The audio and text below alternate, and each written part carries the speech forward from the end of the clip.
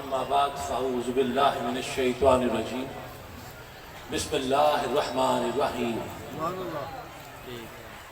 هل اتى على الانسان حين من الدهر لم يكن شيئا مذكورا انا خلقنا الانسان من نطفة امشاج نبتليه فجعلناه سميعا بصيرا انا هديناه السبيل اما شاكرا واما كفورا صدق الله العظيم وصدق رسوله النبي الكريم العظيم ان الله وملائكته يصلون على النبي يا ايها الذين امنوا صلوا عليه وسلموا تسليما صلوات پڑھیے. السلام علیکم یا رسول اللہ یا رسول اللہ یا رسول اللہ یا رسول اللہ.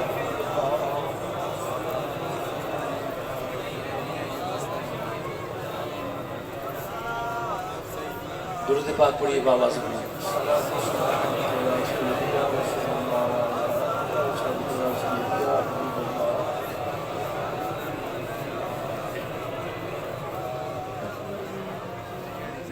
الحمدللہ صاحبان جی وقار آج ایک مرتبہ پھر حالاتی سختیوں سے نکلتے ہوئے خدائے پروردگار نے یہ سطاعت عطا فرمائی کہ آج ایک مرتبہ پھر حضرت سید محمد امین شاہ علیہ رحمہ اور حضرت علی خطیب الاسلام کا عرس سے مبارک عرس سے مقدس آج اپنے روایتی جوش و خروش کے ساتھ اور اپنی روایتی ترتیب کے ساتھ آج پھر انعقاد پذیر ہو رہا ہے. میری دعا ہے کہ اللہ پاک اس گلشن کو، اس محفل کو، حضرت کے آستانے کو ہر طرح کے نظر بد سے محفوظ رکھے اور یہ فیوز برکات اسی انداز سے رہتی دنیا تک سلامت رہے. چنن شاہ نے یہ دیا جلایا تھا، اللہ پاک اس کی روشنی تا قیامت اسی انداز سے قائم و دائم فرمائے. فیض نقشبند یہاں سے تقسیم ہوتا رہے، فیض صدیق یہاں سے تقسیم ہوتا رہے، فیض علی یہاں سے تقسیم ہوتا رہے. آمین. قبلہ صاحبزادہ رفیق احمد مجددی علیہ رحمہ نے استقبال رمضان کے حوالے سے بڑی سیر حاصل گفتگو فرمائی اور یقیناً آپ نے بہت کچھ سیکھا. آپ نے سیکھا نا؟ تو اللہ پاک آپ کو توفیقات عطا فرمائے کہ ان ملفوظات کو اپنے دل کے تہ گہرائیوں میں بٹھانے کی آپ کو توفیق ملے اور اس کو ایک عملی جامہ پہنانے کے اللہ پاک آپ کو توفیق عطا فرمائے. صاحبان جی وقار، میں نے آپ کی خدمت میں سورہ انسان کہہ لیں، سورہ دہر کہہ لیں، سورہ حلطہ کہہ لیں، کچھ بھی کہہ لیں، میں نے ان کی ابتدائی آیات کریمہ کو ہدیہ کرنے کا شرف حاصل کیا.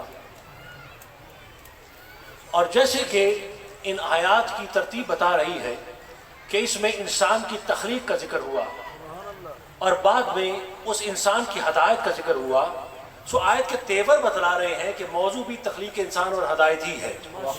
کیا بات. اسی پر گفتگو کرتے ہوئے مجھے آپ کی دعاؤں کا مستحق بننا ہے. صاحبان جی وقار، ان آیات کریمہ میں توجہ ہے آپ کی. میرے پروردگار نے ارشاد فرمایا کہ هل اتى على الانسان حين من الدهر لم يكن شيئا مذكورا، کہ انسان پر ایک ایسا وقت بھی آیا جبکہ وہ قابل ذکر نہ تھا. وہ موجود تو تھا پر ذکر کے قابل نہ تھا. پھر اس خدائے پروردگار نے اسے ذکر کے قابل بنانے کے لیے من نطفۃ امشاج، اس کو ملے جلے پانی سے خلق کیا. توجہ ہے آپ کی. اس کو ملے جلے پانی سے خلق کیا. امشاج ملا جلا، نطفے کو کہتے ہیں، ملے جلے پانی سے اس کو خلق کیا. فجعلناہ سمیعا بصیرا، پھر اس اللہ نے اسے سننے کی اور دیکھنے کی قوت عنایت فرمائی. پھر جب یہ انسان کسی حد تک قابل ذکر ہو گیا تو ارشاد ہوا انا ہدینہ السبیل اما شاکرا و اما کفورا. پھر ہم نے اس انسان کو ہدایت کی سبیل عطا کی. اب سبیل کا معنی رستہ ہے، پر اس مقام پر میں سبیل کا معنی سبیل ہی لے رہا ہوں کہ خدائے پروردگار نے انسان کو ہدایت کے لیے یہ سبیل عطا کی اور انسان پر چھوڑا کہ چاہے تو اس سبیل کو پکڑ کر وہ شاکر بن جائے اور چاہے تو اسے چھوڑ کر وہ کافر بن جائے۔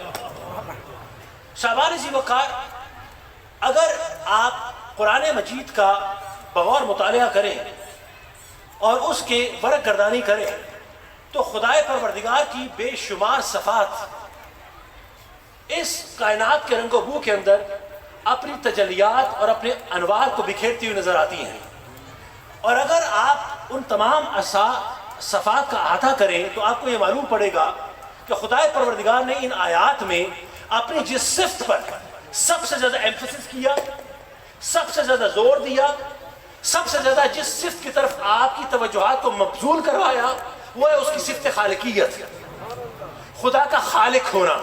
توجہ ہے آپ کی؟ اس کا خالق ہونا، مختلف چیزوں کو تخلیق کرنے والا، بنانے والا ہونا۔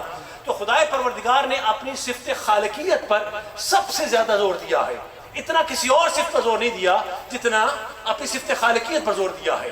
اور پھر اس صفت خالقیت کے اندر میرے پروردگار نے جس مخلوق کی تخلیق کا سب سے زیادہ ذکر کیا اور سب سے زیادہ ایمفسس کیا اس پر، جس کی نوک پرک کو بیان کیا، توجہ ہے آپ کی، جس کو بڑے نپت انداز سے بیان کیا، جا بجا بیان کیا، جس کو بیان کرنے میں بہت فخر محسوس کرتا ہے، جس کو بیان کرنے میں بہت ناز محسوس کرتا ہے، وہ ہے انسان کی تخلیق۔ یعنی تخلیق انسان کے بارے میں خدائے پروردگار نے جتنی وضاحت کے ساتھ قرآن مجید میں گفتگو فرمائی ہے کہ دیکھو ہم نے اس انسان کو کتنا خوبصورت بنایا، کتنا نوک پرک کے ساتھ بنایا، یہ کیسا شاہکار ہے ہمارا، اس کے تمام اعضاء کو ہم نے کتنے توازن کے ساتھ پیدا کیا اور کتنے اعتدال کے ساتھ ہم نے تمام اعضاء کو اپنی اپنی جگہ پر قائم رکھا۔ یہ انسان ایسا ہے کہ اگر اس کے چہرے کو دیکھو تو اس کے چہرے میں تمہیں رب کا چہرہ نظر آتا ہے۔ سو خدائے پروردگار نے حضرت انسان کی تخلیق پر جتنا زور دیا اتنا کسی اور کی تخلیق پر زور نہیں دیا۔ یہی وجہ ہے کہ سورہ تین میں آواز دی کہ بسم اللہ الرحمن الرحیم والتین والزیتون وطور سینین وہذا البلد الامین لقد خلقنا الانسان فی احسن تقویم ثم رددنا اسفل سافلین۔ خدائے پروردگار مختلف قسمیں کھاتا ہے، فرمایا مٹی کی قسم، پھر فرمایا زیتون کی قسم، پھر کہا طور سینا کی قسم، پھر کہا اس امن والے شہر مکہ کی قسم، دیکھو ہم نے اس انسان کو آسن تقویم بنایا، یہ ایسا شاہکار ہے جو حسن والا ہے، اس کو دیکھو کہ ہم نے اس کو کتنا آسن بنایا ہے، یہ آسن تقویم ہے، ہم نے اس کو مکمل بنایا ہے، اس کو کاملیت کے ساتھ بنایا ہے، اس کو دیکھو تو تمہیں اپنے خدا کی پہچان حاصل ہوتی ہے۔ سو خدائے پروردگار انسان کی تخلیق کو بیان کرتے ہوئے بہت فخر محسوس کرتا ہے کہ میں نے کتنا حسین بنایا، جیسے میں خود حسین ہوں ویسے میرا شاہکار حسین ہے۔ کسی اور مخلوق کے لیے خدائے پروردگار نے یہ الفاظ استعمال نہیں کیے، فرمایا یہ احسن تقویم ہے، یہ مکمل ہے، اس کو کاملیت کے ساتھ میں نے بنایا ہے اور تمہارے اندر بھیجا ہے۔ اب بہت غور سے سنیے گا، صرف میرے مولا نے یہاں تک اکتفا نہیں کیا، پھر میرے پروردگار نے اس انسان کی تخلیق کے مختلف مراحل کو بھی قرآن مجید میں جا بجا بیان کیا۔ توجہ ہے آپ کی؟ آپ قرآن کو کھولیں تو خدائے پروردگار نے اس انسان کی تخلیق کے مختلف مراحل کو بھی قرآن مجید میں بے شمار مقامات پر بیان کیا۔ اب میرے پاس دامن وقت میں اتنی گنجائش نہیں ہے کہ میں ان تمام آیات کا احاطہ کر سکوں، لیکن سیدھا مقامات کو ہدیہ کر کے میں موضوع کے تقاضوں سے متصل ہونے کی اجازت چاہوں گا۔ توجہ ہے آپ کی؟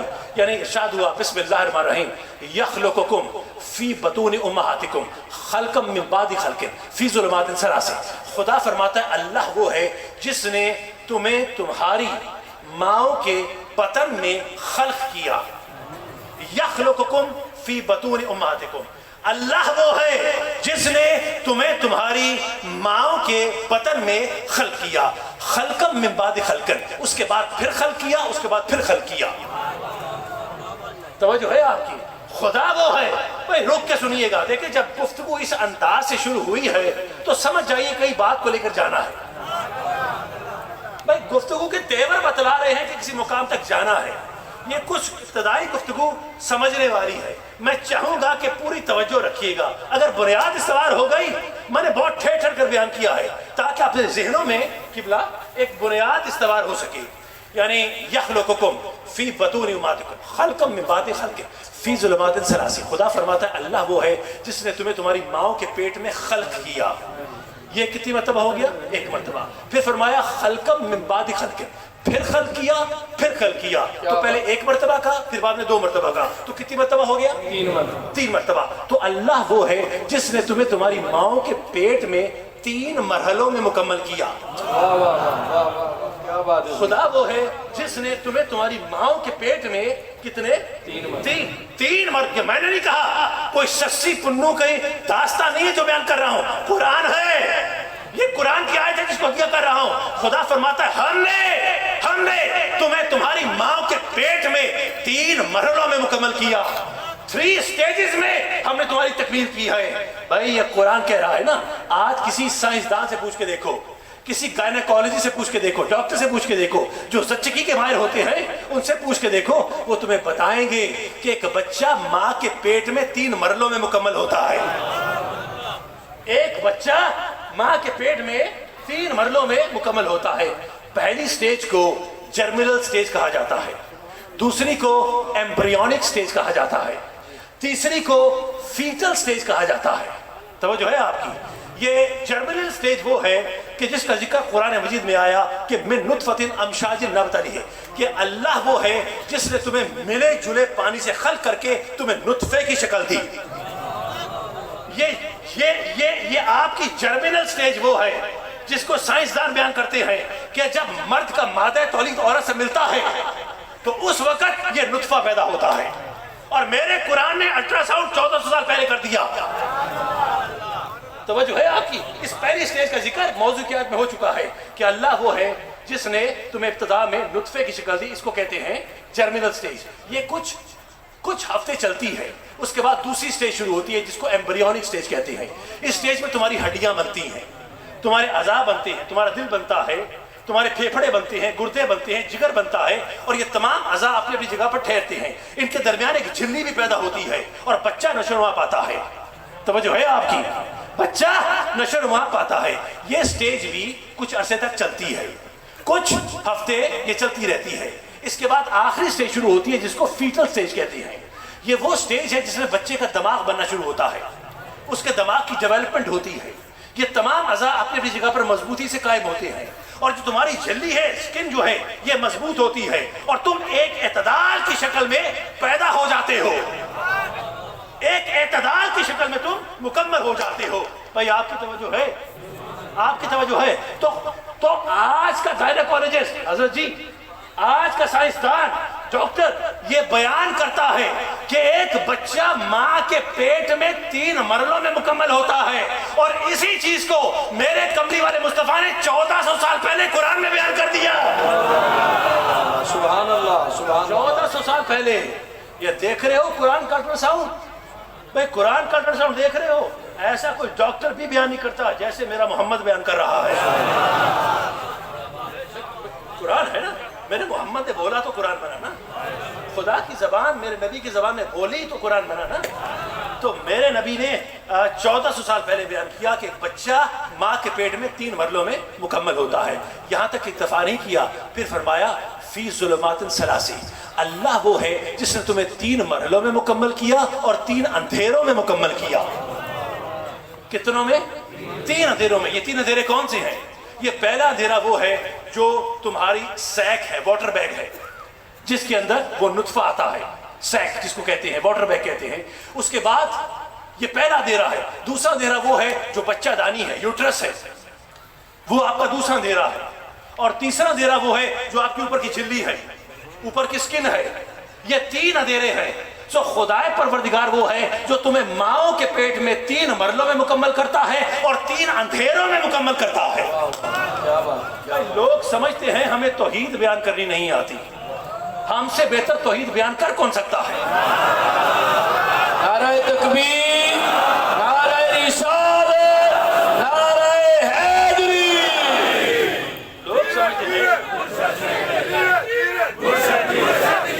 لوگ سمجھتے ہیں ہمیں صرف میلاد کے قصے بیان کرنے آتے ہیں. ذرا سنو، ہم توحید شروع کہاں سے کرتے ہیں اور پھر اختتام کہاں پہ کریں گے. بھائی دیکھیے، ذرا سنتے رہیے، میرے ساتھ رہیے گا. اللہ وہ ہے جس نے تمہیں 3 مرحلوں میں مکمل کیا اور تمہیں 3 اندھیروں میں مکمل کیا. پھر خدا پروردگار نے ان 3 صفات کا بھی ذکر کیا جن صفات سے وہ تمہیں دنیا میں لے کے آیا. ارشاد ہوا هو اللہ الخالق الباری المصور لہ الاسماء الحسنى. خدا وہ ہے جو خالق ہے، جو تمہیں بنانے والا ہے، جو باری ہے تمہیں پیدا کرنے والا ہے. خدا وہ ہے جو مصور ہے، تمہاری تصویریں بناتا ہے. تو ان 3 صفات کے ذریعے خدا پروردگار تمہیں اس دنیا میں لے کے آیا. سنتے ہو؟ پھر یہی تک اکتفا نہیں کیا، خدا پروردگار نے صفت مصور کو بھی بیان کیا. سنتے جائیے، قرآن ہے، میں قرآن سے باہر کہیں نہیں جا رہا، میں قرآن کے دائرے میں رہ رہا ہوں. پھر خدا نے صفت مصور کو تھوڑا الیبوریٹ کیا. ارشاد ہوا بسم اللہ الرحمن الرحیم هو الذی یصورکم فی الارحام کیف یشاء. اللہ وہ ہے جو تمہیں رحموں کے اندر تمہاری تصویریں بناتا ہے. هو الذی یصورکم فی الارحام. خدا وہ ہے جو تمہارے رحموں کے اندر، عورتوں کے رحموں میں تمہاری تصویریں بناتا ہے. بھئی کیسی تصویریں بناتا ہے؟ کیف یشاء، جیسی اس کا دل کرتا ہے ویسی تصویر بناتا ہے. جیسا اس کا دل کرتا ہے ویسی تصویر وہ بناتا ہے. بھئی سنتے ہو میری بات کو؟ جیسا اس کا دل کرتا ہے ویسے وہ تمہاری تصویر بناتا ہے. بناتا تھا، بناتا ہے اور بناتا رہے گا. اربوں بنائی، خربوں بنائی، بنائی تھیں، بنائی ہیں اور بنا رہا ہے. مزیدار بات یہ ہے کہ ایک کی شکل دوسرے سے نہیں ملتی. کیا بات ہے، کیا بات ہے. ایک کی شکل دوسرے سے نہیں ملتی.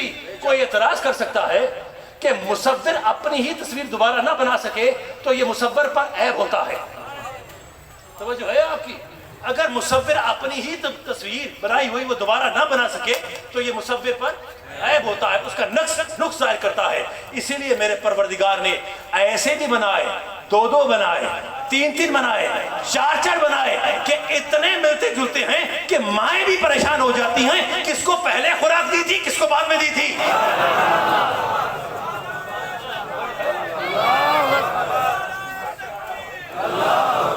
اب اتنا تو دینا بنتا ہے.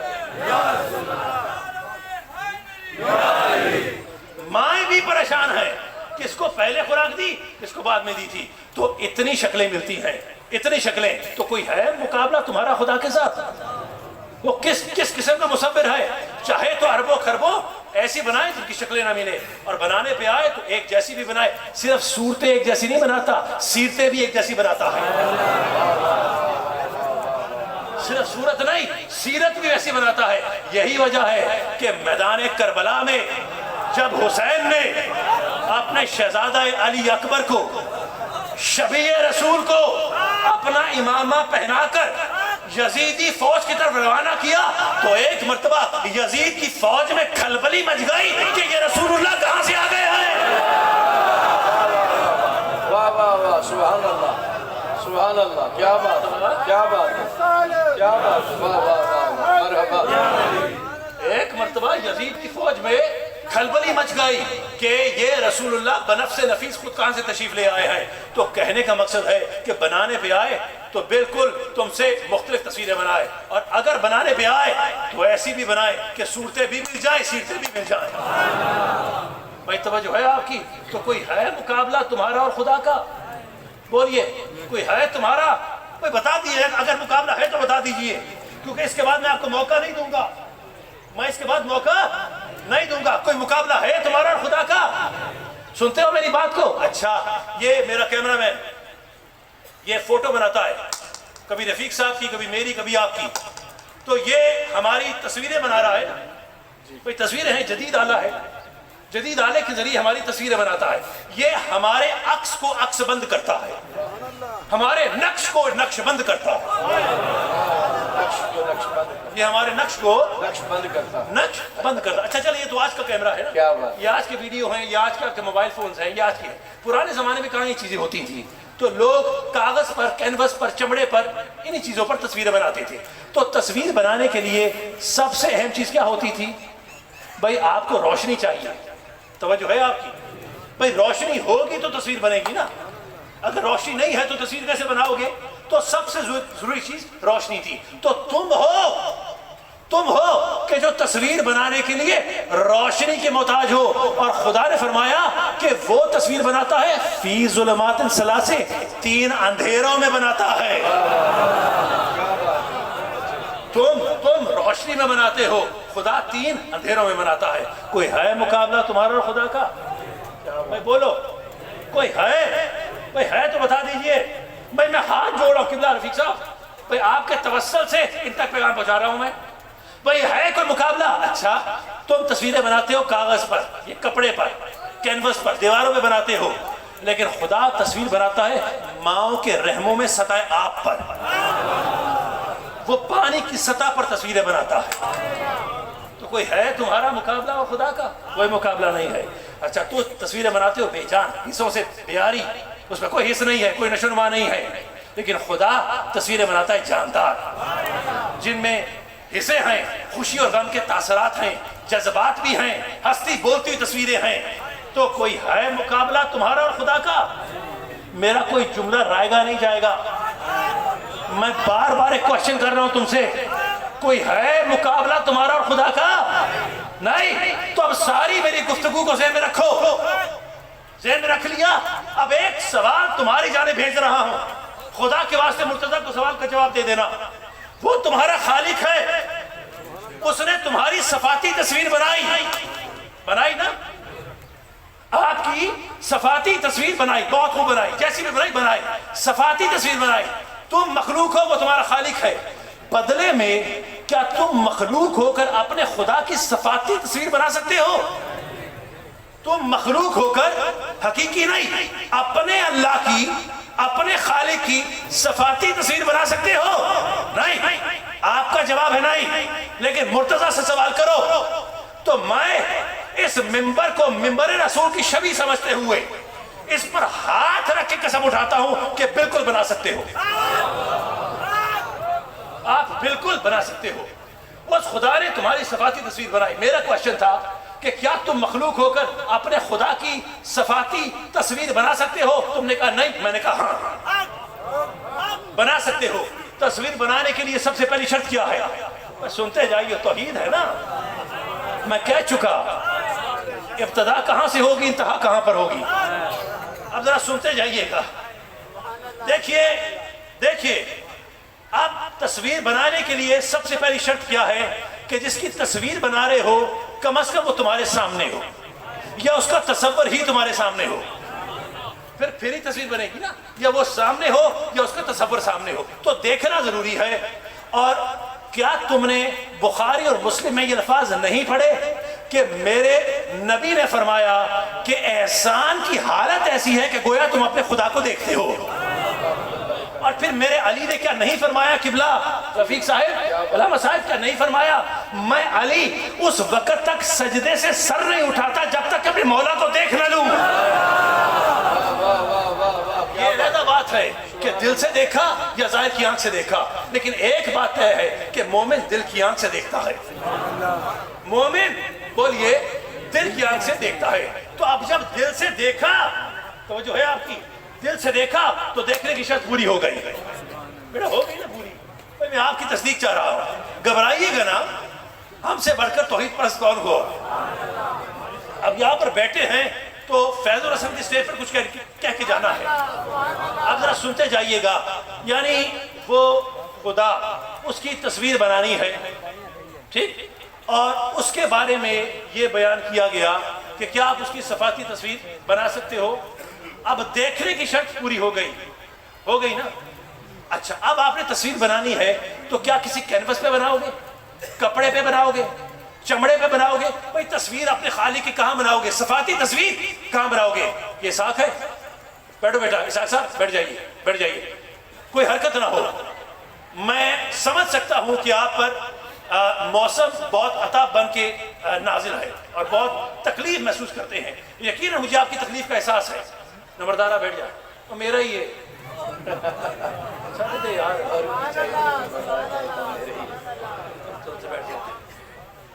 توجہ ہے آپ کی۔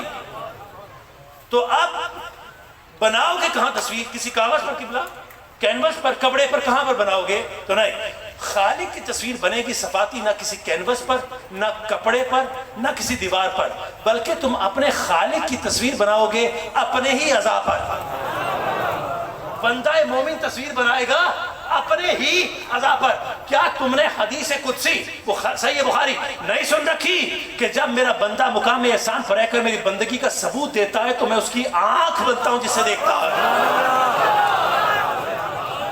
یہ نہیں کہا کہ میں اس کی آنکھوں کی طاقت بنتا ہوں، کہ میں اس کی آنکھ بنتا ہوں۔ یعنی بندہ مومن کی آنکھ پر خدا کی آنکھ بن گئی، بندہ مومن کی آنکھ پر خدا کی آنکھ بن گئی۔ سنتے جائیے گا، میں اس کے کان بنتا ہوں جس سے سنتا ہے، بندہ مومن کے کانوں پر اس کے کان بن گئے۔ میں اس کے ہاتھ بنتا ہوں جس سے پکڑتا ہے، بندہ مومن کے ہاتھوں پر اس کے ہاتھ بن گئے۔ میں اس کے پیر بنتا ہوں جس پہ چلتا ہے، بندہ مومن کے، توجہ ہے آپ کی، بندہ مومن کے پیروں پر اس کے پیر بن گئے، آنکھوں پہ آنکھیں، کان پہ کان، زبان پہ زبان، ہاتھ پہ ہاتھ، پاؤں پہ پاؤں بن گئے۔ تو خدائے پروردگار کی پوری صفاتی تصویر بندہ مومن کے اعضاء پر نقش ہو گئی۔ تو صاحبان زیرکار، اب مرتضیٰ کا یہ جملہ ذرا سنتے جائیے گا کہ تم جسے اپنی زبان میں خدا کی صورت صفات جلی کہتے ہو، ہم سنی اسے اپنی زبان میں اللہ کا ولی کہتے ہیں۔ نعرہ تکبیر، نعرہ رسالت، نعرہ حیدری، نعرہ حیدری، حضرت صاحب اللہ پیر سید مرتضیٰ امین شاہ مجددی، جیوے جیوے جیوے جیوے، آستانہ عالیہ اللہ بہار شریف۔ اب تم توجہ ہے آپ کی، میں نے تو قرآن رکھا تمہارے آگے، بس آخری جملہ میں نے پیدا کر دیا، اور پیدا کرنا بنتا تھا، سب کچھ تو خدا پیدا کر رہا تھا، اب یہ جملہ ہم نے پیدا کر دیا۔ توجہ ہے، یعنی خدا کی صفات پر یعنی خدا کی صفاتی تصویر بندہ مومن کے اپنے اعضاء پر بن گئی۔ تو اب تم جسے خدا کی صورت صفات جلی کہتے ہو، ہم سنی اسے اپنی زبان میں اللہ کا ولی کہتے ہیں۔ نہ تخت و تاج میں، نہ لشکر و سپاہ میں ہے یہ مشت خاک، تو آوارگان راہ میں ہے صنم کدا ہے جہاں، اور مرد حق ہے ولی، یہ نکتہ ہے تو پشیدہ لا الہ میں ہے، لا الہ میں ہے۔ ولی کا بدن پکارتا ہے، لا الہ میں ہے، نہیں ہے، میں کچھ بھی نہیں ہوں، میری صفات کچھ بھی نہیں ہے، بس اللہ ہے، بس اللہ ہے، میں کچھ نہیں، میں ختم ہو چکا، بس اللہ ہے۔ یہ نکتہ ہے تو پوشیدہ لا الہ میں ہے۔ تو توجہ کیا آپ نے، یہاں تک آتے ہوئے آپ نے توجہ کی۔ ہم نے بڑے خوب انداز میں اس مرحلہ تخلیق کو بیان کیا نا۔ تو گفتگو کہاں سے چلی تھی کہ وہ انسان جو قابل ذکر نہیں تھا، پھر خدائے پروردگار نے اسے ذکر کے قابل بنایا، اس کے بعد اسے آثر تکوین کی منزلوں تک پہنچایا۔ اس کے بعد وہ بندہ جب الا ان اولیاء اللہ لا خوف علیہم ولا هم یحزنون کا مخاطب بن جاتا ہے، تو پھر خدائے پروردگار اس کے اعضاء پر اپنی صفاتی تصویر نقش کر کے اس کے فیض کو قیامت تک کے لیے جاری کر دیتا ہے، اس کے فیض کو قیامت تک کے لیے جاری کر دیتا ہے۔ اب جب ہم نے اتنی بات کی نا حضرت، اب تھوڑی سی بات عقیدے کی آ گئی۔ میں نکل چکا ہوں تخلیق کے مرحلے سے۔ میری گفتگو کا موضوع کیا ہے؟ تخلیق انسان اور حد ہوگی تمہارے کو، تخلیق انسان اور ہدایت، تخلیق انسان اور ہدایت۔ اب میں اس موضوع سے ہٹوں گا نہیں، اور جس مقام پر ہٹوں تو مجھ سے ہٹ جانا، میں اس موضوع سے نہیں ہٹوں گا۔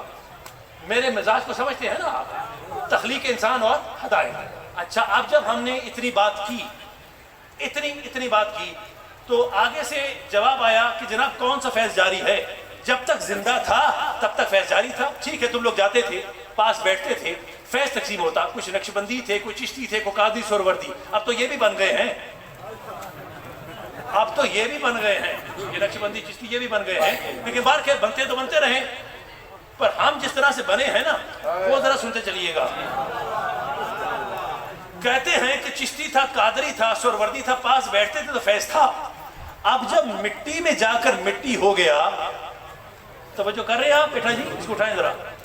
اب جب مٹی میں جا کر مٹی ہو گیا تو اب کاہے کا فیض ختم ہو گیا، وہ آنکھیں مٹی میں جا کر مٹی ہو گئیں، وہ زبان میں مٹی میں جا کر مٹی ہو گئی، وہ ہاتھ مٹی میں جا کر مٹی ہو گئے، پاؤں مٹی میں جا کر مٹی ہو گئے، سب کچھ تو ختم ہو گیا، اب کیسے دیکھے گا، کیسے بولے گا، کیسے حرکت کرے گا؟ فنا ہو گیا۔ تو میں نے کہا قبلہ میں اگر آپ کا عقیدہ مان بھی لوں کہ ولی مٹی میں جا کر مٹی ہو گیا، فنا ہو گیا، تو ٹھیک ہے، اس کی آنکھ فنا ہوئی نا، جو اس کی اپنی آنکھ تھی، پر وہ آنکھ جو خدا نے اس کی آنکھ پر بنائی تھی وہ تو قائم ہے۔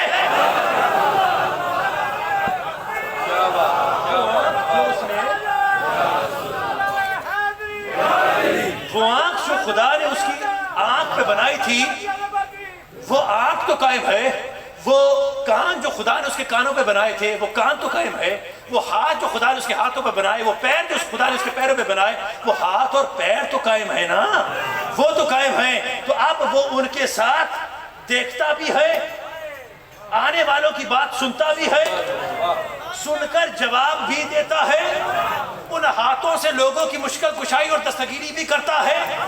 جب تک قبر سے باہر تھا لباس مجاز کی قید میں تھا، اس لیے یہ صفات بھی زمان و مکان کی پابند تھیں، پابند سلاسل تھیں۔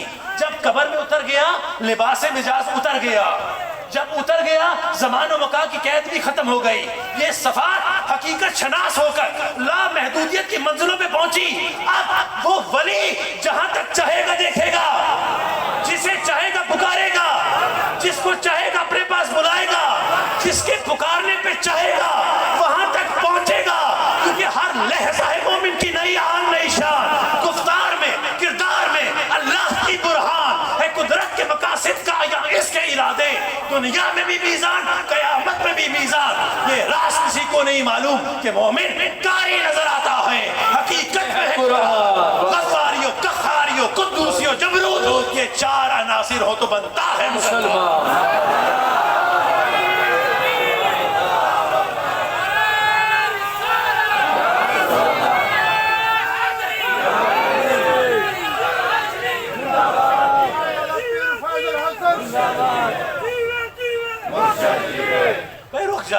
رک جائیے، یہ بدبخت ہے بہت منطقی۔ میں نے بدبختی کہا، کچھ اور نہیں کہا۔ یہ بدبخت یعنی قسمتوں کا مارا ہوا، نصیبوں کا مارا ہوا، بختوں کا مارا ہوا، یہی مطلب ہے نا اس کا۔ تو نصیبوں کا مارا ہوا ہے، کیا کہہ سکتے ہیں؟ اب ہے بڑا بدبخت، یعنی بخت اچھے نہیں ہے اس کے، اس کا یہ مطلب ہے، کوئی گالی نہیں ہے، یہ بخت اس کے اچھے نہیں ہے۔ تو اب ایک بہانہ تراش ہے، ایک اور بہانہ اٹھا کے لے آیا۔ ہم نے تو بات کر دی نا قبلہ، ہم نے تو بات کر دی، کہنے کا شاہ صاحب مان لیا کہ ٹھیک ہے ولی قبر میں زندہ ہے، ولی قبر میں زندہ ہے، اس کے پاس خدا کی دی ہوئی آنکھیں بھی ہیں، مان لیا، خدا کے دیے ہوئے کان ہیں، زبان ہے، ہاتھ ہیں، پاؤں ہیں، خدا کے دیے ہوئے ہیں، ہم نے مان لیا۔ ذرا سننے والی بات ہے، سنیے گا۔ کہنے لگے کہ شاہ صاحب موت ہے نیند کی مثل، موت ہے نیند کی مثل۔ حدیث نے بھی کہا، قرآن نے کہا، بات بالکل ٹھیک ہے کہ موت نیند کی مثل ہے، نیند کی طرح ہے۔ قرآن میں واضح آیات موجود ہیں اور حدیث مقدس سے بات ثابت ہے کہ جب تم قبروں سے اٹھائے جاؤ گے تو کہو گے کہ ہمیں کس نے گہری نیند سے بیدار کر دیا۔ تو موت نیند کی مثل ہے۔ ذرا منطق سنیے گا۔ کہنے لگے کہ جب ایک بندہ سویا ہوتا ہے، آنکھیں تو اس کے پاس ہوتی ہیں پر وہ آنکھوں سے دیکھتا نہیں ہے، توجہ ہے آپ کی؟ کان تو اس کے پاس ہوتے ہیں پر وہ کانوں سے سنتا نہیں ہے، زبان ہے پر زبان سے وہ بولتا نہیں ہے، ہاتھ ہیں پر ہاتھوں سے وہ حرکت نہیں کرتا، پاؤں ہیں پر پاؤں پر چلتا نہیں، کیوں؟ کیونکہ سویا ہوا ہے۔ اور قبر میں لیٹا ہوا شخص بھی اس نیند میں ہے۔ اگر موت نیند کی مثل ہے تو پھر وہ بھی سو رہا ہے، تو پھر وہ ولی جو قبر میں ہے، وہ نیند میں ہے، وہ کیسے فیض تقسیم کرے گا؟ وہ کیسے دیکھے گا؟ وہ کیسے بولے گا؟ کیسے سنے گا؟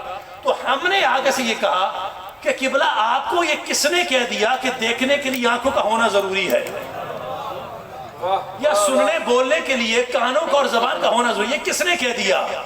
آپ نے خود ہی کہا کہ موت نیند کی مثل ہے، خود ہی کہا۔ تو جب آپ کو نیند آتی ہے، سوتے ہیں، تو نیند کے اندر آپ کو خواب آتی ہے، آنکھیں تو بند ہیں، پھر خواب کیسے دیکھ لی؟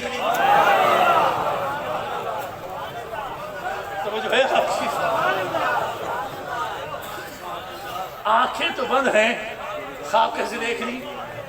کان تو بند ہیں، سن کیسے لیا؟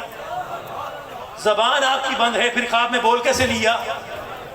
ہاتھ آپ کے حرکت نہیں کرتے، خواب میں حرکت کیسے کر لی؟ پاؤں آپ کے بند ہیں سوئے ہوئے، خوابوں میں چھتوں پر سے چھلانگے مارتے چلے جاتے ہو، وہ حرکتیں کر جاتے ہو، جاگتے ہوئے بھی نہیں کرتے۔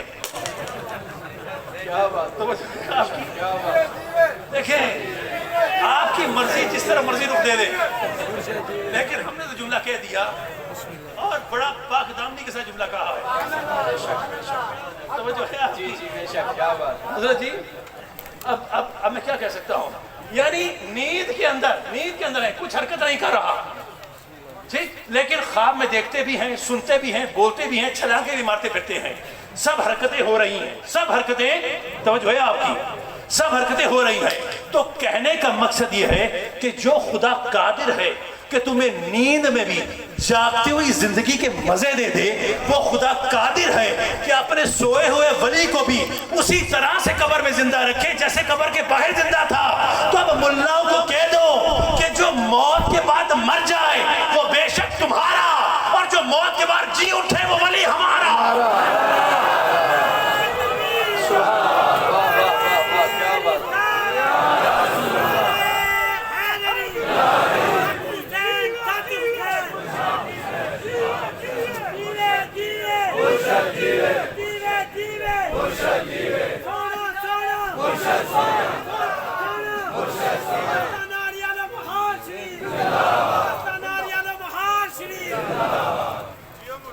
توجہ ہے، جو موت کے بعد مر جائے وہ بے شک تمہارا، اور جو موت کے بعد جی اٹھے وہ ولی، جو موت کے بعد جی اٹھے وہ ولی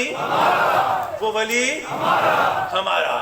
تو صاحبان جی وقار یہاں تک آتے ہوئے ہم نے تخلیق کے حوالے سے گفتگو کو پیش کیا۔ میرا بیٹھ جائیے، یہ چہرے پہ پیر پھینکنا بے ادبی ہوتی ہے، اگر رکھنا ہی ہے تو ادباً رکھ دیں۔ تو صاحبان جی وقار اب گفتگو جس مرلے میں داخل ہوئی اس کے بعد ارشاد ہوا کہ اِنَّا ہَدَيْنَا السَّبِيلَ اِمَّا شَاكِرًا وَإِمَّا كَفُورًا، کہ اللہ وہ ہے پھر جس نے تمہیں ہدایت کی سبیل عطا کی، ٹھیک، اور تم پر چھوڑا کہ چاہے تو اسے پکڑو شاکر بن دو، چاہے تو اسے چھوڑو اور کافر بن جاؤ۔ ہدایت کی سبیل عطا کی، کیا کی؟ بولیے کیا کی؟ سبیل عطا کی۔ اچھا، اب یہ ہدایت کہاں سے آتی ہے؟ خدا کی طرف سے۔ کہاں سے آتی ہے؟ اور ہدایت کیا ہے؟ قرآن، اللہ کی کتاب۔ اور یہ سبیل کیا ہے؟ یہ وہ رستہ ہے کہ جس رستے پر میرا مصطفیٰ اس ہدایت کو لے کے آیا۔ یہ وہ رستہ ہے، یہ سبیل میرے مصطفیٰ کی ذات ہے، یہ سبیل میرے مصطفیٰ کی ذات ہے۔ تبھی تو فرمایا کہ یاسین والقرآن الحکیم انک لمن المرسلین علی صراط مستقیم۔ ارے او سید و سردار، ارے او طیب و طاہر، اس حکمت بھرے قرآن کی قسم جس کو ہم نے تجھ پر نازل فرمایا، سارے رسولوں میں صرف ایک تو ہے جو صراط مستقیم پر ہے۔ میرا نبی قدم رکھتا جاتا ہے، پیچھے صراط مستقیم بنتی جاتی ہے۔ تو چاہے سبیل کہو چاہے صراط کہو، یہ میرے مصطفیٰ کی ذات ہے۔ کیا ہے؟ یہ حضور کی ذات ہے۔ آپ ذرا سنیے گا کہ حضور اس ہدایت کو ہم تک لے کے آئے، حضور لے کے آئے نا، تو اب وہ جو ہدایت ہم تک پہنچی ہے وہ کس طرح سے پہنچی؟ تو بعثت کے حوالے سے بس 2 آیتیں ذرا سنتے جائیے گا اور اس کے بعد مجھے آگے بڑھنے کی اجازت دیجیے گا۔ ایک آیت سورہ جمعہ کی، دوسری سورہ آل عمران کی۔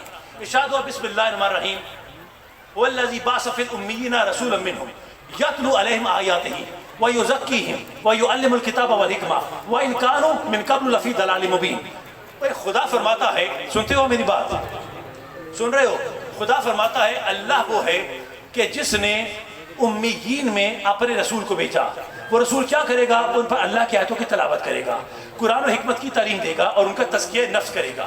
پھر فرمایا وَإِن كَانُوا مِن قَبْلُ لَفِي ضَلَالٍ مُبِينٍ، اس سے پہلے یہ امیین دلال مبین میں تھے، کھلی گمراہی میں تھے۔ دلال گمراہ، مبین کھلی واضح روشن۔ توجہ ہے آپ کی؟ اس سے پہلے وہ کھلی گمراہی میں تھے۔ اب یہاں پر 2 چیزیں غور طلب ہے۔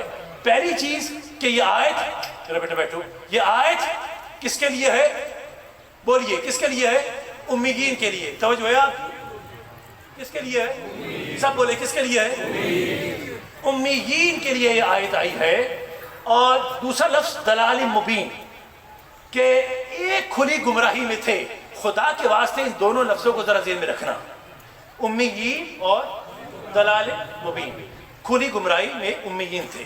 اب سورہ آل عمران میں فرمایا بسم اللہ الرحمن الرحیم لقد من اللہ علی المؤمنین اذ بعث فیہم رسول من انفسہم یتلو علیہم آیاتہ ویزکیہم ویعلمهم الکتاب والحکمہ وان کانوا من قبل لفی ضلال مبین. خدا فرماتا ہے اللہ وہ ہے جس نے مومنین میں انہی میں سے ایک رسول کو بھیجا.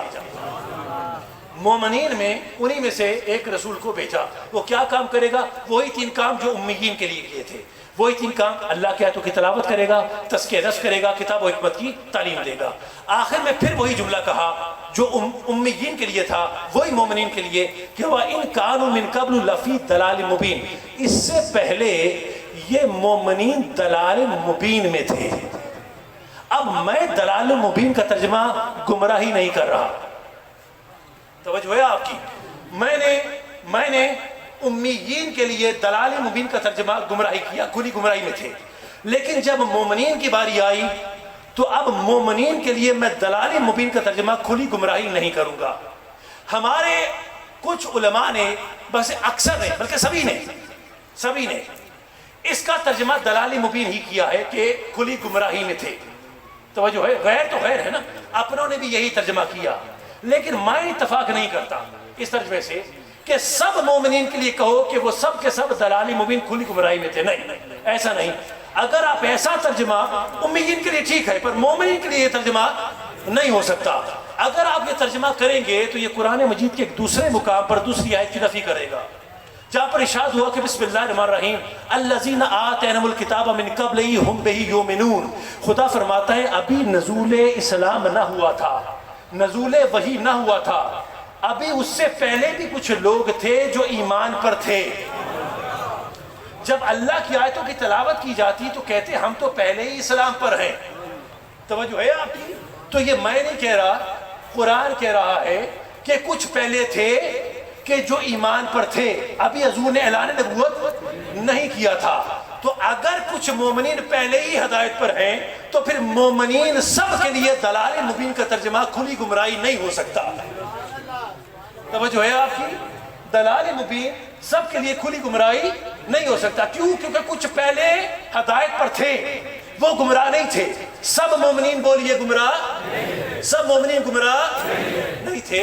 کچھ کے لیے کہا, کچھ جو تھے وہ پہلے بھی ایمان کی حالت پر تھے.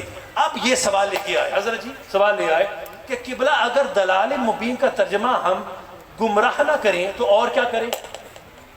دلال کا مطلب ہی گمراہ ہوتا ہے.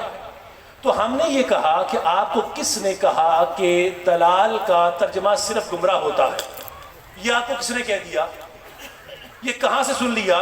یہ جو لفظ ہے نا دلال یا دالن یا دالین یا دللنا, ان تمام الفاظ کا مادہ ایک ہے.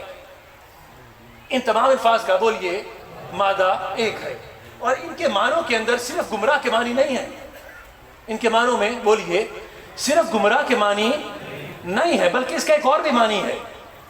اس کا ایک اور بھی معنی ہے. اب میں کیا لسان العرب کو کھولوں اور میں کیا آپ کے سامنے کوئی عربی کی لغت کھولوں, میں قرآن ہی میں سے اس کا دوسرا معنی پیش کر دیتا ہوں. میں قرآن ہی میں سے اس کا دوسرا معنی پیش کر دیتا ہوں.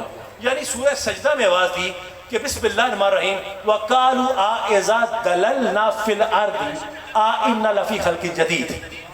کافر کہتے ہیں کہ جب ہمیں موت آئے گی اور ہم مٹی میں جا کر دللنا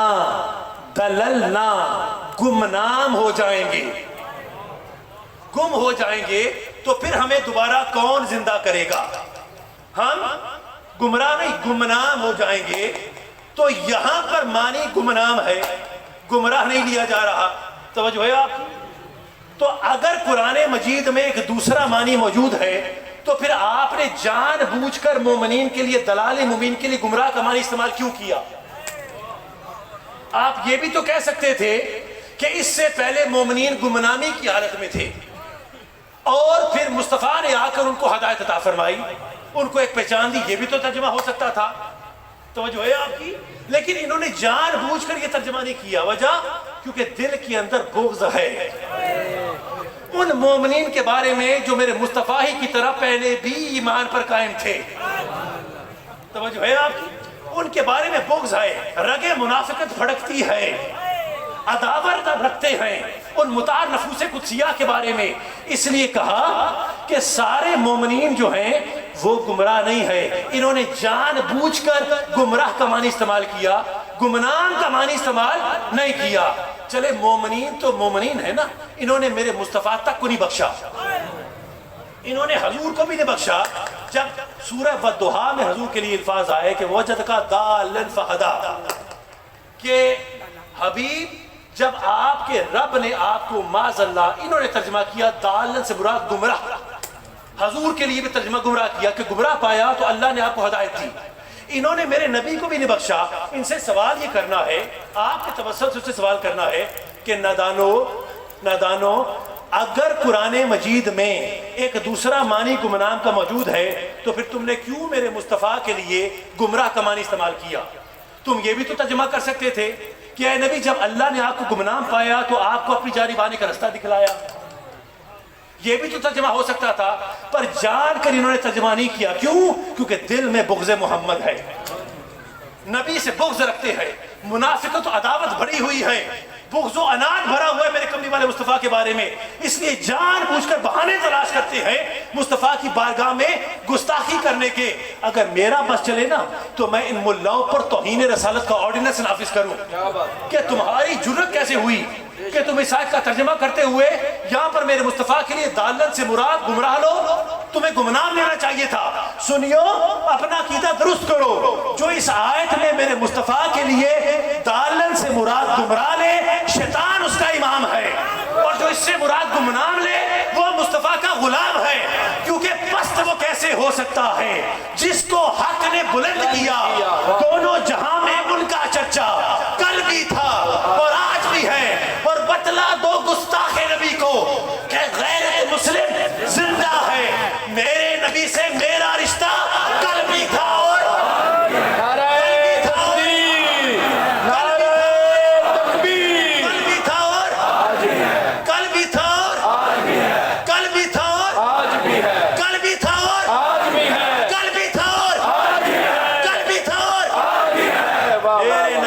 میرا رشتہ کل بھی تھا آج بھی ہے. نیچے بیٹھو, کون ہے؟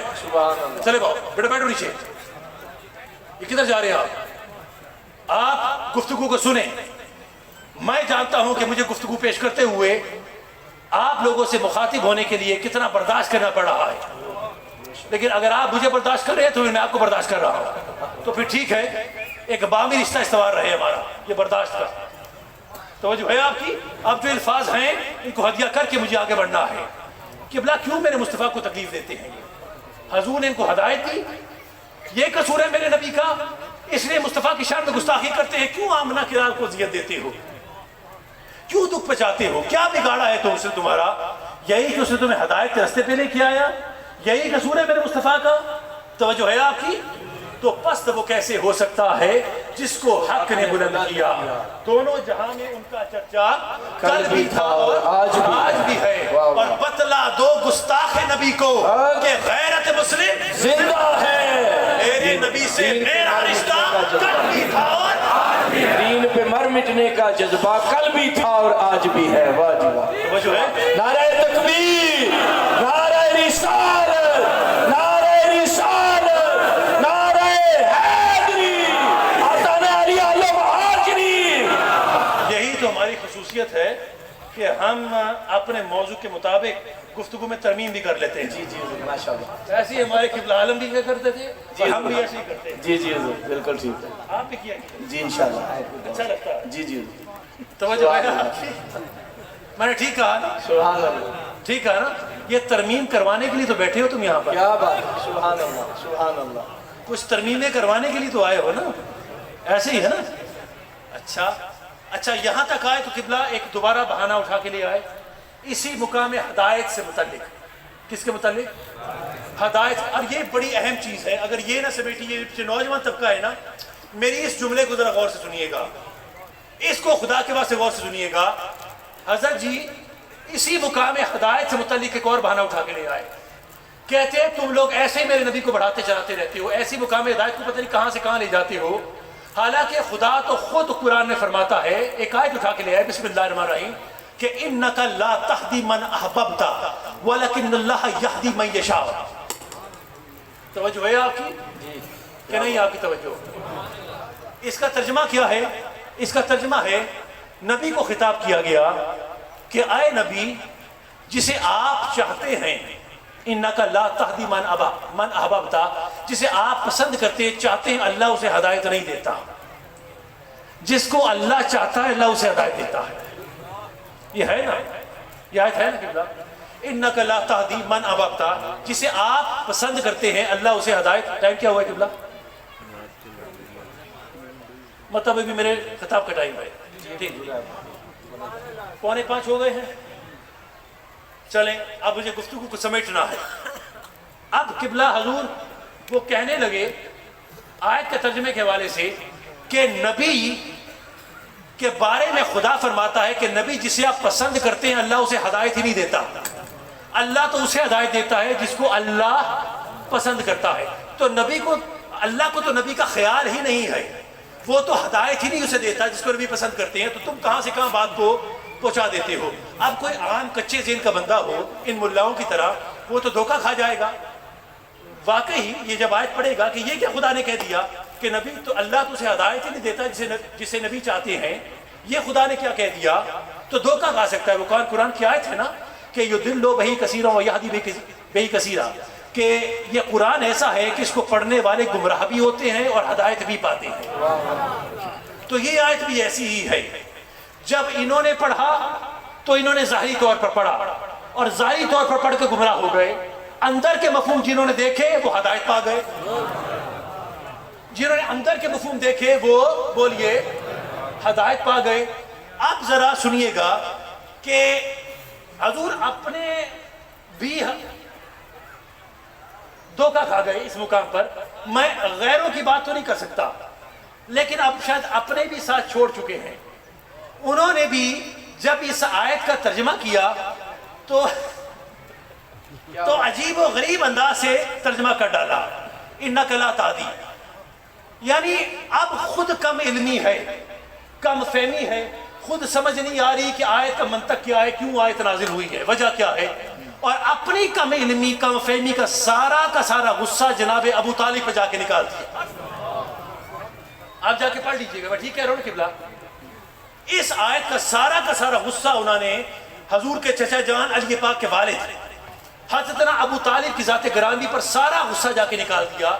کہنے لگے کہ رسول اللہ نے بہت چاہت کی کہ کسی طرح سے میرا چچا کلمہ پڑھ لے، لیکن جناب ابو طالب نے کلمہ نہیں پڑھا، اس لیے خدا نے یہ آیت بھیجی کہ نبی جسے آپ چاہتے ہیں اللہ اسے ہدایت نہیں دیتا، جسے اللہ چاہتا ہے اللہ اسے ہدایت دیتا ہے۔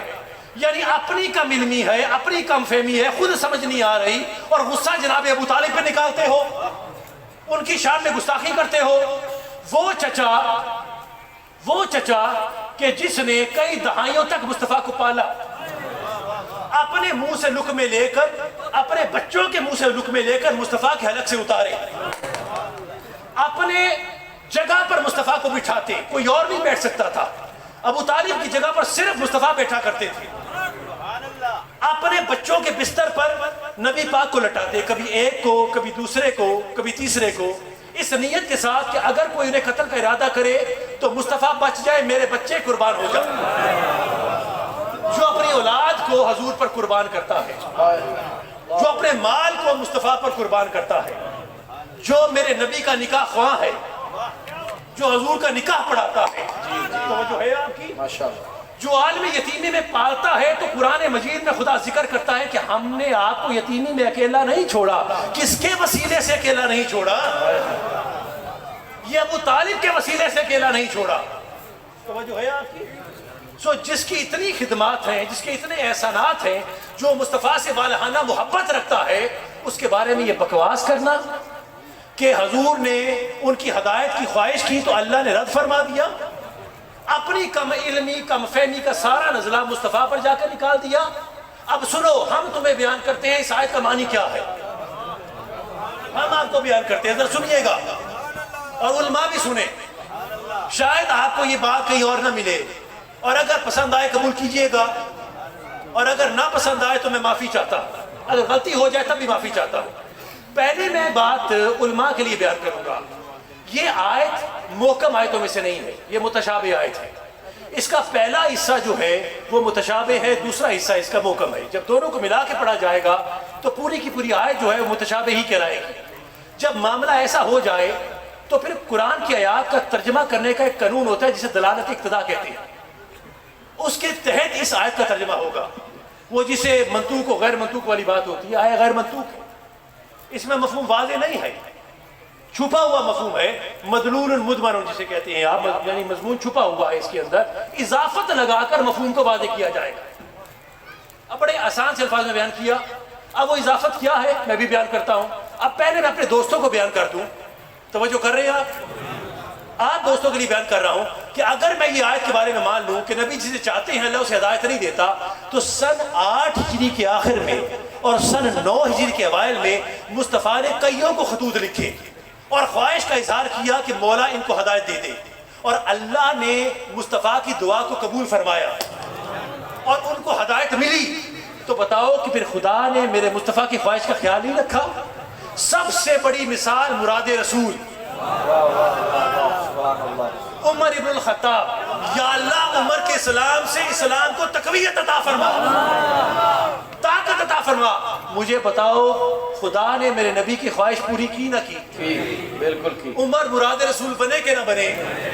تو خدا نے جناب عمر کو ہدایت دی مصطفیٰ کی چاہت پر، مصطفیٰ کی خواہش پر۔ تو خدا تو اپنے نبی کی خواہش کا احترام کرتا ہے نا، توجہ ہے، کرتا ہے نا۔ اچھا، وہ خدا کہ جو ایک طرف کہے کہ وما ينطق عن الهوى ان هو الا وحی یوحی، کہ یہ نہیں کہتا اللہ کہتا ہے، وہ خدا کہ جو کہے کہ وما رمیت اذ رمیت ولکن اللہ رما، کہ یہ نہیں پھینکتا اللہ پھینکتا ہے، وہ خدا کہ جو کہے ید اللہ فوق ایدیہم، کہ اس کا ہاتھ نہیں اللہ کا ہاتھ ہے، توجہ ہے آپ کی۔ وہ خدا کہ جو کہے کہ قل ان کنتم تحبون اللہ فاتبعونی یحببکم اللہ، کہ اس سے اگر محبت کرنا چاہتے ہو، مجھ سے محبت کرنا چاہتے ہو تو اس کی اطاعت کرو، اس سے محبت کرو۔ وہ اللہ کہ جو کہے کہ وَمَن يُطِعِ الرَّسُولَ فَقَدْ أَطَاعَ اللَّهُ، کہ اگر تم اللہ کی اطاعت کرنا چاہتے ہو تو رسول کی اطاعت کرو۔ جس کی آنکھ کو خدا اپنی آنکھ کہے، جس کے ہاتھ کو اپنا ہاتھ کہے، جس کی زبان کو اپنی زبان کہے، جس کی محبت کو اپنی محبت کہے، جس کے دکھ کو اپنا دکھ کہے، جس کی خوشی کو اپنی خوشی کہے، جس کی اطاعت کو اپنی اطاعت قرار دے، تو اس کے بارے میں یہ کہے گا کہ جو یہ چاہتا ہے اس کے مطابق میں ہدایت نہیں دوں گا؟ یہ مذاق نہیں تو اور کیا ہے؟ وہ خدا کی جو کہے کہ وَلَوْ أَنَّهُمْ إِذْ ظَلَمُوا أَنفُسَهُمْ جَاءُوكَ فَاسْتَغْفِرُوا اللَّهَ وَاسْتَغْفَرَ لَهُمُ الرَّسُولُ لَوَجَدُوا اللَّهَ تَوَّابًا رَحِيمًا، کہ اگر یہ کافر اپنی جانوں پر ظلم کریں، توجہ ہے آپ کی، اور حبیب آپ کے پاس اگر یہ لوگ اپنی جانوں پر ظلم کریں اور حضور آپ کے پاس آئیں، خدا سے مغفرت کے طالب ہوں اور آپ ان کی سفارش کریں، کیا کریں؟ آپ چاہیں کہ ان کی توبہ قبول ہو، آپ چاہیں ان کی توبہ بولو قبول ہو، تو پھر اللہ ضرور بالضرور ان کی توبہ قبول کرے گا، ان پر رحم بھی فرمائے گا، ان کو ہدایت دے گا۔ تو ایک طرف اللہ کہہ رہا ہے کہ حبیب اگر آپ چاہیں گے تو میں ہدایت دوں گا، آپ چاہیں گے تو میں توبہ قبول کروں گا۔ دوسرا خدا کہہ رہا ہے کہ نہیں حبیب جسے آپ چاہیں گے میں اسے ہدایت نہیں دوں گا۔ تو بتاؤ یہ آیتوں کا ٹکراؤ ہے؟ خدا کی قسم یہ آیتوں کا ٹکراؤ نہیں ہے، یہ ملاؤں کے ذہنوں کا ٹکراؤ ہے، یہ ان کی فکروں کا ٹکراؤ ہے، کیمیکل لوچا بھرا ہوا ہے اندر جو ہر وقت پکتا رہتا ہے، مصطفیٰ کی شان میں گستاخی کرنے کی ترکیبیں بناتے رہتے ہیں۔ یہ آیتوں کا ٹکراؤ نہیں ہے، ان کے دماغوں کے اندر ٹکراؤ چل رہا ہے۔ اب سنو میری بات، سنیے میری بات۔ اب پوچھنے کا حق ہے آپ کو کہ شاہ صاحب اگر خدا کو نبی کی چاہت کا احساس ہے تو پھر خدا نے ساتھ میں یہ کیوں کہا کہ حبیب جسے آپ چاہیں گے اللہ اسے ہدایت نہیں دے گا، جسے اللہ چاہے گا اللہ اسے ہدایت دے گا؟ خدا نے یہ کیوں کہا؟ تو اس کا جواب بھی سنو، سنتے ہو آپ؟ جی جی۔ اب قبلہ اضافت کی بات آئے گی، یعنی خدا فرمانا چاہتا ہے کہ حبیب آپ تو ہیں رحمت للعالمین، آپ تو سب کے لیے رحمت ہے، آپ کا دل تو یہ چاہتا ہے کہ کافروں کو بھی ہدایت مل جائے، مشرکوں کو بھی ہدایت مل جائے، ظالموں کو بھی ہدایت مل جائے، منافقوں کو بھی ہدایت مل جائے، یہود و نصارہ کو بھی ہدایت مل جائے، مجوسیوں کو، پارسیوں کو، سب کو ہدایت مل جائے، ابلیس کو بھی ہدایت مل جائے، کوئی بھی بے ہدایتہ نہ رہے۔ آپ رحمت للعالمین ہیں، آپ تو سب کے لیے دعا گو ہیں، سب کو رحمت، سب کو ہدایت مل جائے۔ پر خدا کہتا ہے کہ حبیب اگر میں نے سب کو ہدایت دے دی آپ کے کہنے پر، تو پھر میں نے دوزخ کس کے لیے بنائی ہے؟ میری دوزخ میں کون جائے گا؟ یہ آدم سے خطا کیوں کروائی تھی؟ یہ ابلیس کو پیدا کیوں کیا تھا؟ توجہ ہے آپ کی؟ یہ سلسلہ لین و نہار میں جزا و سزا کا قانون کیوں بنایا؟ یہ حق و باطل کا مارکہ کیوں میں نے پیش کرتا رہا؟ انبیاء پر آزمائشیں آئیں، حضور آپ پر آزمائشیں آتی ہیں، آپ کے یاروں پر آتی ہیں، آپ کے بچے کربلا تک پہنچ جاتے ہیں، گردنیں کٹا جاتے ہیں حق کی خاطر۔ تو یہ سارا کا سارا کھیل تماشا میں نے کیوں پیدا کیا؟ میری دوزخ میں کون جائے گا حبیب اگر میں سب کو ہدایت دے دوں؟ اس لیے میں آپ کے کہنے پر سب کو ہدایت نہیں دے سکتا۔ سن رہے ہیں؟ آپ کے کہنے پر میں سب کو ہدایت نہیں دے سکتا۔ اس لیے اے میرے حبیب میں نے یہ قانون بنایا ہے کہ میں اس کو ہدایت دوں گا جس کو آپ نہ چاہتے ہو، بلکہ اس کو ہدایت دوں گا جس کو میں چاہتا ہوں۔ اور میں کس کو چاہتا ہوں حبیب؟ میں اس کو ہدایت دوں گا جسے صرف آپ نہیں چاہتے بلکہ جو آپ کو چاہتا ہے، جس کے دل میں آپ کی محبت ہے، جس کے دل میں ذرہ برابر بھی آپ کا پیار ہے، میں وعدہ کرتا ہوں کہ میں اسے ہدایت کے راستے پر ڈال دوں گا۔ یعنی دامن مصطفیٰ ہم کیسے چھوڑ دیں؟ ایسا کمزور ایمان ہمارا نہیں، خود خدا نے نبی سے یہ فرما دیا جو تمہارا نہیں وہ ہمارا نہیں۔ واہ واہ واہ، کیا بات، ہمارا نہیں جو تمہارا نہیں وہ ہمارا نہیں، جو تمہارا نہیں وہ ہمارا نہیں، جو تمہارا نہیں وہ ہمارا نہیں، جو تمہارا نہیں وہ جو تمہارا نہیں وہ ہمارا نہیں۔ دامن مصطفیٰ ہم کیسے چھوڑ دیں؟ ایسا کمزور ایمان ہمارا نہیں، خود خدا نے نبی سے یہ فرما دیا جو تمہارا نہیں وہ ہمارا نہیں۔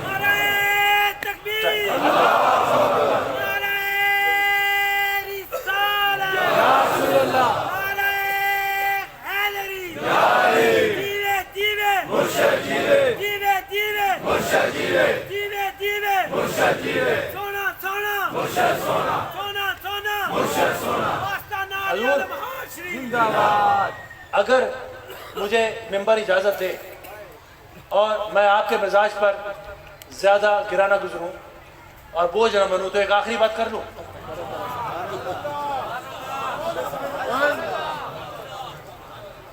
شبیری صاحب میں کہتے تھے واقعی آ رہے ہیں۔ شبیر صاحب اچھا بنے ہیں والا بڑے پیارے بنے ہیں۔ توجہ ہے آپ کی؟ دامن مصطفیٰ ہم کیسے چھوڑ دیں؟ ایسا کمزور ایمان۔ پھر خدا نے نبی سے یہ فرما دیا جو تمہارا نہیں وہ جو تمہارا نہیں جو تمہارا نہیں۔ ایک مرتبہ ذرا بلند آواز سے، جو تمہارا نہیں وہ جو تمہارا نہیں وہ جو تمہارا نہیں وہ جو تمہارا نہیں وہ جو تمہارا نہیں وہ تمہارا نہیں وہ ہمارا نہیں۔ یہ قرارداد منظور ہو گئی۔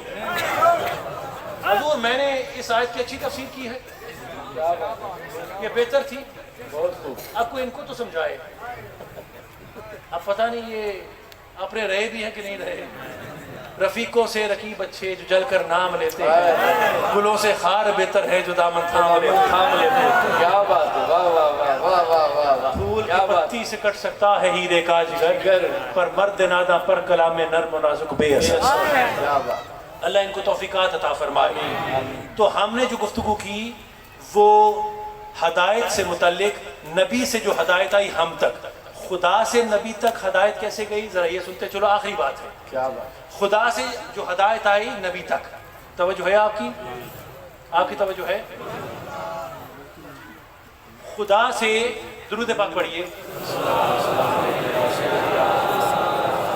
خدا سے جو ہدایت مصطفیٰ تک آئی وہ تو بھی سنتے چلیے نا۔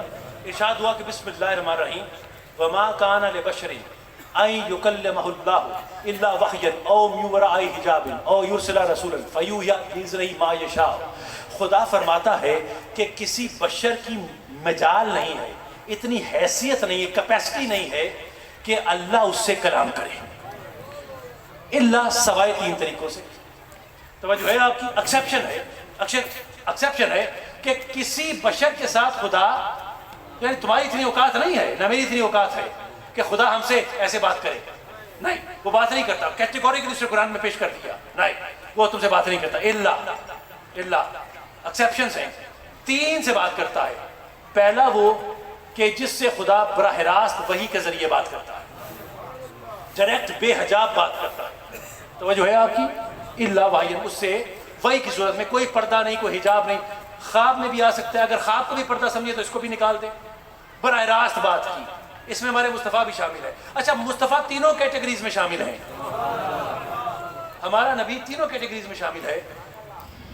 پہلی چیز کہ بغیر حجاب کے بات کرنا، دوسری کہ پردے میں رہ کر بات کی، ایک پردہ ہے اس کے اندر رہ کر بات کی، کوئی پہاڑ کا پردہ ہو گیا، آگ کا پردہ ہو گیا، پتھر کا پردہ ہو گیا، درخت کا پردہ ہو گیا، کسی پردے میں رہ کے گفتگو کی، تو یہ ہے دوسرا طریقہ۔ تیسرا طریقہ ہے کہ وہ کسی فرشتے کو بھیجے، اس فرشتے کے ذریعے وہ اپنے بندے سے گفتگو کرے۔ پھر فرمایا فَيُوحِي بِإِذْنِهِ مَا يَشَاءُ، پھر وہ جب گفتگو کرتا ہے تو اس طرح سے کرتا ہے جیسے اس کی اپنی مرضی ہوتی ہے، وہ اپنی مرضی سے گفتگو کرتا ہے۔ یہاں تک آ گیا؟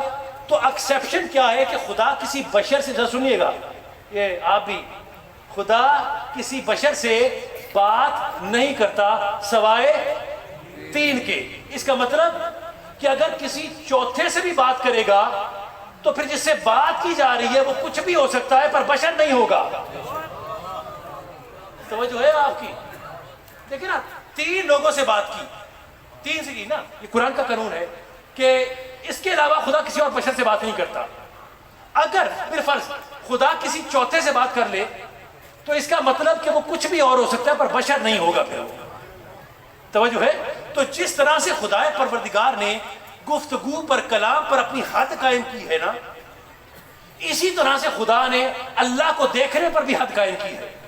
ارشاد ہوا کہ لا تدرکہ الابصار وہو یدرک الابصار، کہ کوئی آنکھ اللہ کا ادراک نہیں کر سکتی بلکہ اللہ ہر آنکھ کا ادراک کرتا ہے۔ ایسے ہی قبلہ جس طرح سے کلام پر حد تھی نا، ویسی خدا کو دیکھنے پر ہے کہ کوئی آنکھ، دیکھیے یہ جو تدرکو یدرکو ہے نا، اس کا مطلب ادراک ہے، لیکن غیر مقلدین نے یہاں پر ترجمہ دیکھنے کے معنوں میں کیا ہے۔ میں ٹھیک کہہ رہا ہوں کہ کوئی آنکھ اللہ کو دیکھ نہیں سکتی، ادراک کرنے میں دیکھنے میں فرق ہوتا ہے، لیکن انہوں نے، غیر مقلدوں نے ترجمہ کیا کہ کوئی آنکھ اللہ کو دیکھ نہیں سکتی بلکہ اللہ ہر آنکھ کو دیکھتا ہے۔ اب ہم اپنا ترجمہ چھوڑتے ہیں، ان کا ترجمہ پکڑتے ہیں، ٹھیک؟ اپنا ترجمہ چھوڑتے ہیں، بولیے، ان کا ترجمہ ہم پکڑتے ہیں۔ تنگ تو نہیں پڑ گئے؟ پڑھ بھی جاؤ، میرا کیا ہے۔ اب آپ سنیے گا کہ کوئی آنکھ اللہ کو دیکھ نہیں سکتی بلکہ اللہ ہر آنکھ کو دیکھتا ہے۔ اللہ ہر آنکھ کو، بولیے، دیکھتا ہے۔ اچھا، ہم نے ان سے یہ کوشچن کیا، سوال کیا، اچھا اب یہاں پر ایک اور کنڈیشن ہے کہ نہ اس میں بشر شامل، اس میں بشر بھی شامل ہے، اس میں فرشتہ بھی شامل ہے، اس میں جنات بھی شامل ہے، ثقلین شامل ہے۔ کوئی آنکھ نہ فرشتے کی، نہ بشر کی، نہ ہی جن کی، کوئی آنکھ بھی اللہ کو دیکھ نہیں سکتی۔ یہ بات واضح ہوئی؟ جس پر واضح ہوئی ہاتھ کھڑا کریں، کیونکہ میری آخری بات ہے، تو ہاتھ نیچے کیجئے۔ کوئی آنکھ اللہ کو دیکھ، نہ جن کی، نہ بشر کی، نہ فرشتے کی، کوئی آنکھ نہیں دیکھ سکتی۔ ہم نے ان سے کہا کہ آپ کہتے ہیں کوئی آنکھ دیکھ نہیں سکتی، پر خدا نے مومنین سے وعدہ کیا ہے کہ قیامت کے روز اللہ پاک مومنین کو اپنا آپ دکھائے گا۔ کہا ہے نا، وعدہ ہے نا مومنین سے۔ تو کہنے لگے نہیں جناب، یہ قیامت تک کے لیے ہے کہ قیامت تک کوئی آنکھ نہیں دیکھ سکتی، قیامت کے بعد اللہ پاک نئی آنکھیں عطا کرے گا جن کی قوت زیادہ ہوگی، ان آنکھوں کے ساتھ پھر وہ اللہ کو دیکھیں گے مومنین۔ قیامت تک کے لیے نہ فرشتہ، سننے والی بات ہے، قیامت تک کے لیے نہ فرشتہ، سن رہے ہیں، نہ جن، نہ بشر، قیامت تک کے لیے کوئی اللہ کو دیکھ نہیں سکتا۔ تو میرا کوشچن یہ ہے کہ اگر آپ کے کہنے کے مطابق قیامت تک کوئی بشر، کوئی فرشتہ، کوئی جن اللہ کو دیکھ نہیں سکتا، تو اگر قیامت سے پہلے کوئی اللہ کو دیکھ لے واہ واہ واہ واہ۔ اگر کوئی قیامت سے پہلے ہی اللہ کو دیکھ دے تو پھر نہ وہ بشر ہوگا، نہ وہ فرشتہ ہوگا، نہ وہ جن ہوگا، بلکہ اس کی حقیقت فرشتے سے بھی بلند ہوگی، بشر سے بھی بلند ہوگی، جن سے بھی بلند ہوگی۔ توجہ ہے آپ کی؟ تو اب ایسا کوئی ہے جس نے قیامت سے پہلے اللہ کو دیکھا ہو؟ توجہ ہے؟ تو جاؤ جا کے صحیح مسلم کو پڑھو۔ حضرت عبداللہ ابن عباس فرماتے ہیں جب حضور معراج سے واپس تشریف لائے تو آ کر فرماتے ہیں کہ ہاں میں نے اپنے اللہ کو 2 بار دیکھا ہے، ایک مرتبہ دل سے دیکھا ہے، دوسری مرتبہ ظاہر سے دیکھا ہے۔ ایک مرتبہ اپنے دل سے دیکھا ہے، دوسری مرتبہ ظاہر کی آنکھ سے دیکھا ہے۔ اسی حدیث کو روح البیان میں اسماعیل حقی بیان کرتے ہیں، اسی حدیث کو امام فخر الدین رازی بیان کرتے ہیں، امام حسن بصری بیان کرتے ہیں، احمد بن حنبل بیان کرتے ہیں، انس بن مالک بھی اس کو روایت کرتے ہیں، اکرمہ بھی روایت کرتے ہیں۔ جید محدثین نے، اصحاب نے اس حدیث کو بیان کیا کہ مصطفیٰ نے اللہ کو دیکھا، اللہ کو دیکھا 2 مرتبہ، ایک مرتبہ ظاہر کی آنکھ سے، دوسری مرتبہ دل کی آنکھ سے۔ اور حال یہ تھا احمد بن حنبل کا، حسن بصری کا، کہ وہ خدا کی قسمیں اٹھا کے کہتے کہ ہاں اللہ کی قسم ہے، اللہ کی قسم ہے، مصطفیٰ نے اللہ کو دیکھا ہے، دیکھا ہے، دیکھا ہے، دیکھا ہے، دیکھا ہے۔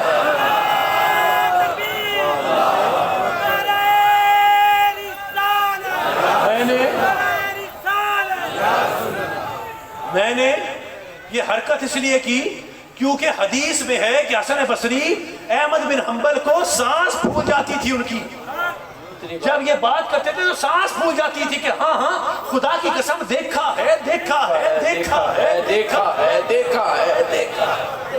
سبحان اللہ، سانس اکھڑنے لگ جاتی تھی ان کی یہ کہتے ہوئے۔